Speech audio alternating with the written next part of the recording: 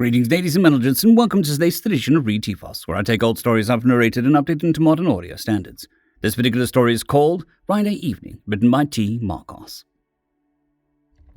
I don't understand it. Mary looked up at the Quiven ambassador with an exasperated grin. Delat, you've been in this gallery for nearly an hour now. You've stopped in front of a dozen paintings. Each time you stare at it for several minutes. Each time you say the same thing. Because I don't understand, Delat replied. You seem to find this amusing, but I am failing at the primary purpose of my visit here. It is causing me considerable distress. She looked at Delat's impassive, squishy face. She said, not sounding particularly convinced. All right, tell you what.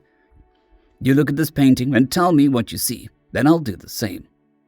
The folds in his face deepened in concentration as he leaned closer to the paint-dabbed canvas. It is a composition of colored paints on a cloth primarily red. The design does not appear to represent or depict anything, nor does it adhere to any form of symmetry or geometric patterning that I can discern. Chaotic black and gray strokes provide contrast. The lad paused, looking at Mary. Is it the contrast? Does that hold the painting's appeal? Mary couldn't quite stifle her smile at the earnest question, shaking her head gently. No, although it does help, she said. She walked over to the small plaque beside the painting. What does that say?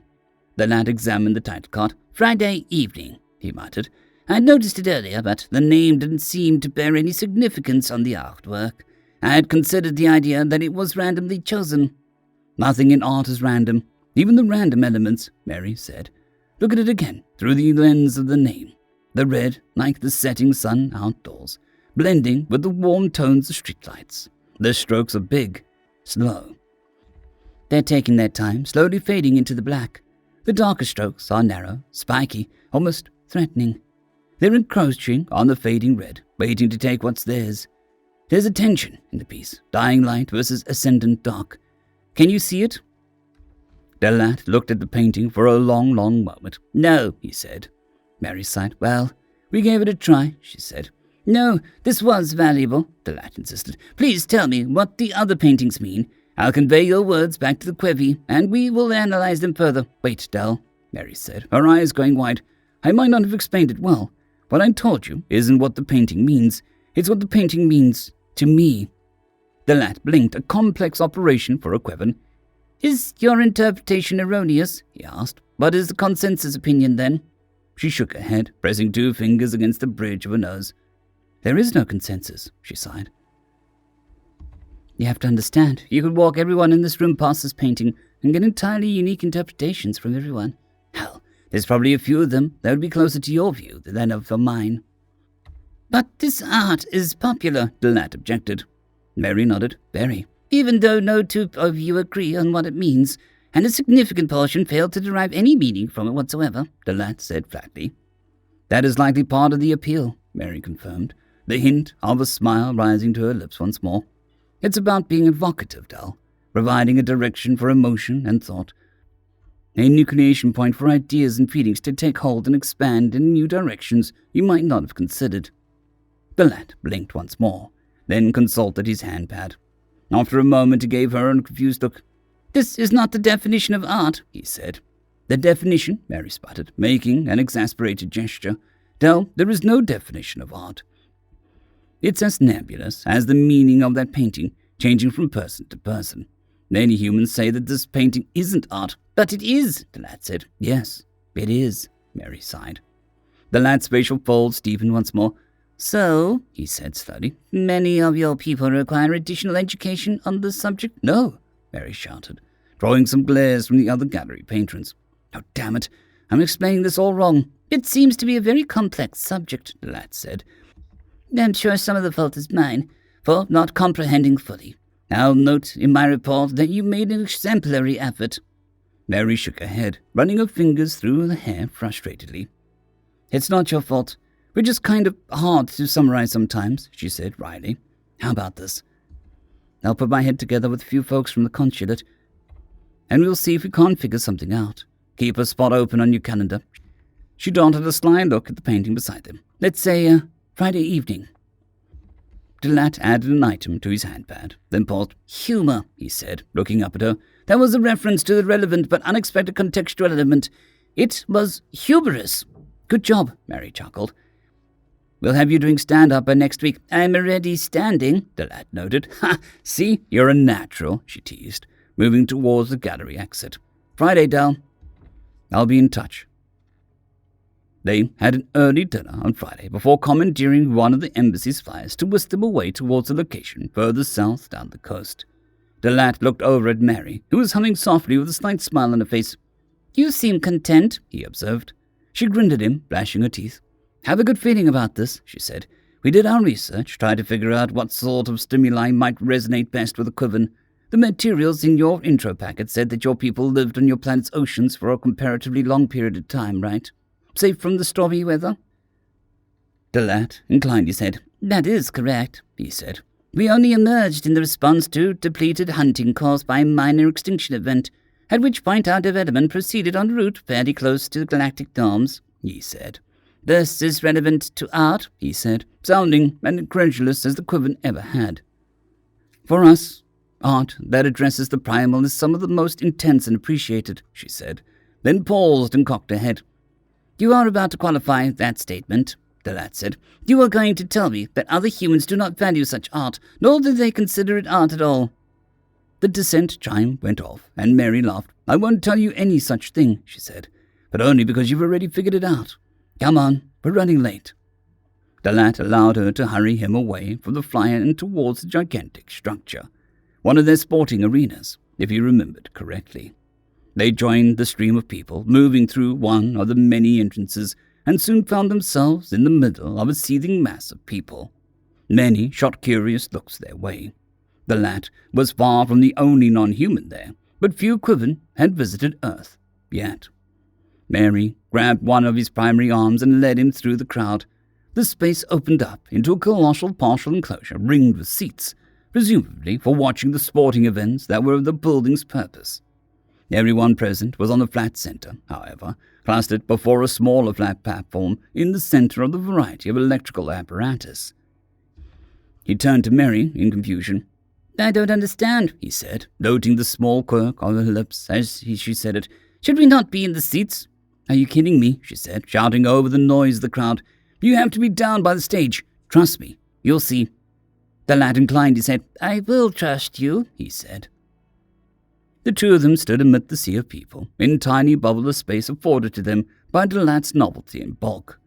The roof over the arena loomed high and dark above them, and as the stage fell into shadow, some strangely garbed men climbed the stairs to stand before the crowd. There was a hum from the stage, and the odd taste of ozone. The lights went out, plunging them into darkness. Amid the building, excitement from the audience, one of them held an instrument aloft, a guitar Delat recognized, and he ran his fingers sharply over its strings. A burst of lightning erupted from the tall silver pillar behind him, sounding a low note that jarred Delat's very bones.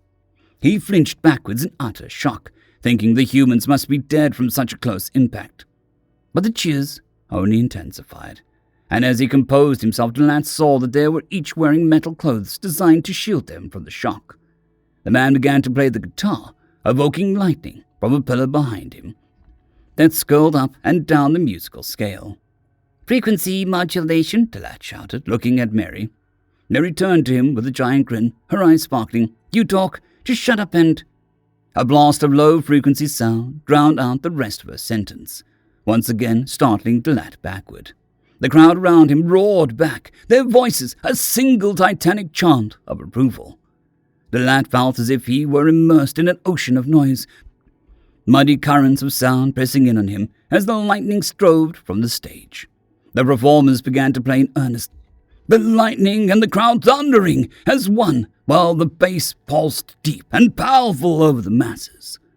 The man with the guitar hopped up onto a raised platform and thrust his fist skyward as he strummed with the other, catching a bolt of lightning on his fingers. The arcing electricity made a pure note that skittered over the bass, pulsing, merging. Lasers and strobes cut brilliant lines through the air that shifted color with dizzying speed. Delat was overwhelmed with the sensation that assaulted him from all sides. the crowd surging like a living beast in response to the musicians. As the music reached its crescendo, he felt the noise pull and pull at him, until he tilted his head back and roared a stentorian bellow, raising his arms high.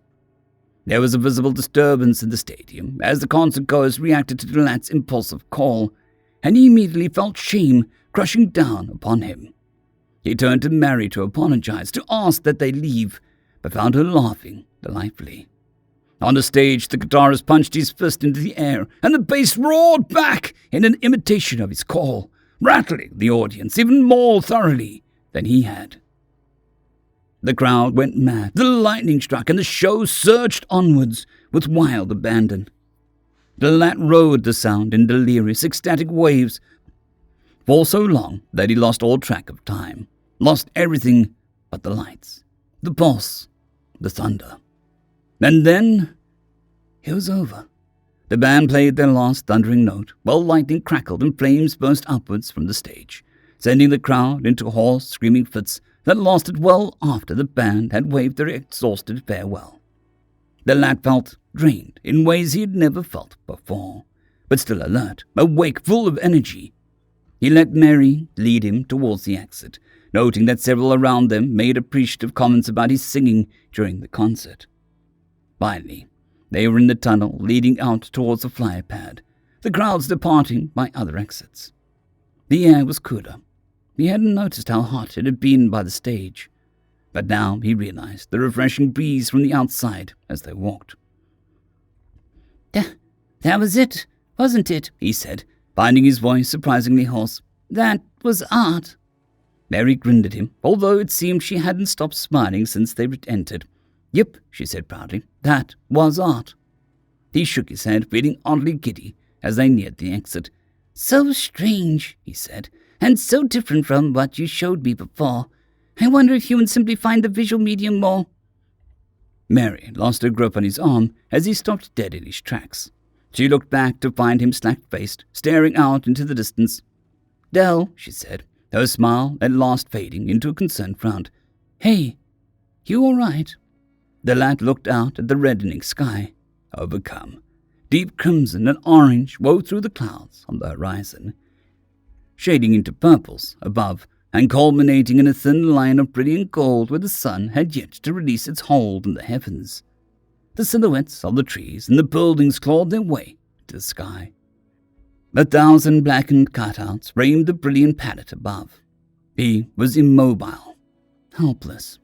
The dinner, the flight, the concert, the assault of sensation, and the roar of the people, the feel of the space around him vibrating with noise, the excited energy of the crowd as it dispersed, and the cool air on his face, washing it all away while the sky burned.